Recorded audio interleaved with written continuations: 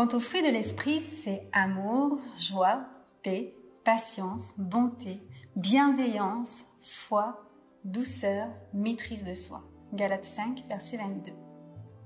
Ce que vous voulez que les gens fassent pour vous, faites-le pareillement pour eux.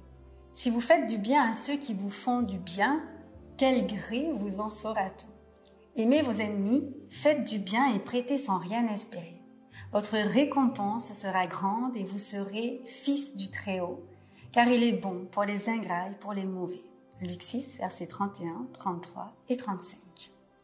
Dans le premier texte, l'apôtre Paul parle du fruit de l'esprit au singulier. C'est dire que les qualités qui suivent sont les facettes d'un seul et même fruit.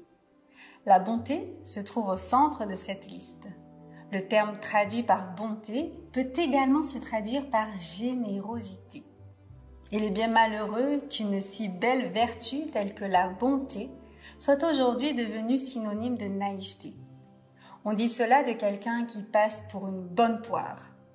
Et pourtant, cela fait tant de bien que d'être quelqu'un de bon, parce que nous sommes les premiers bénéficiaires de notre bonté et de notre générosité. Jésus le rappelle, votre récompense sera grande. Et cette récompense n'est pas pour un paradis à venir, mais bel et bien dans notre présent. De plus, la bonté est délicieusement contagieuse. L'histoire suivante, qui s'est réellement passée dans un restaurant self-service, en est un exemple lumineux. Une dame d'un certain âge a pris un bol de soupe. Au moment de s'installer à l'une des tables, elle s'avise qu'elle a oublié de se munir d'une cuillère. Déposant son plateau, elle va en chercher une. Lorsqu'elle revient, surprise, un noir s'est installé devant le bol et il trempe sa cuillère dans la soupe. Plutôt gonflé ce noir, pense la dame. Mais il a l'air gentil, ne le brusquons pas. Elle s'adresse à lui en tirant la soupe vers elle. Vous permettez ? Le noir ne répond que par un large sourire. Madame commence à manger. Mais le noir retire un peu le bol qu'il place au milieu de la table et retrempe sa cuillère.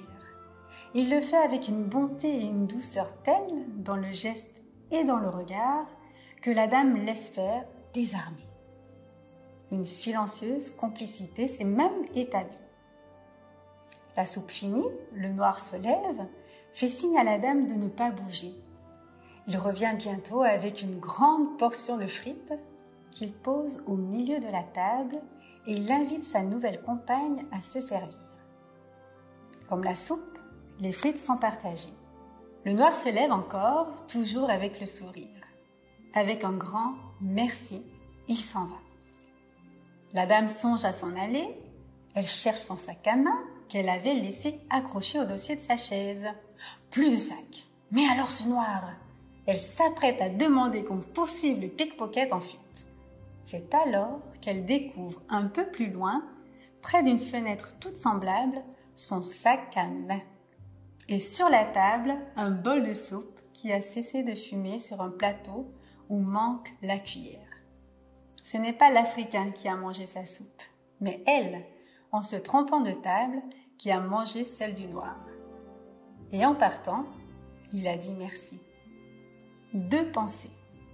Les qualités de l'esprit font des jaloux. Celles du cœur font des amis. Madame de Gaulle. Je traite avec bonté ceux qui ont la bonté. Je traite avec bonté ceux qui sont sans bonté. Et ainsi gagne la bonté. Lao Tzu.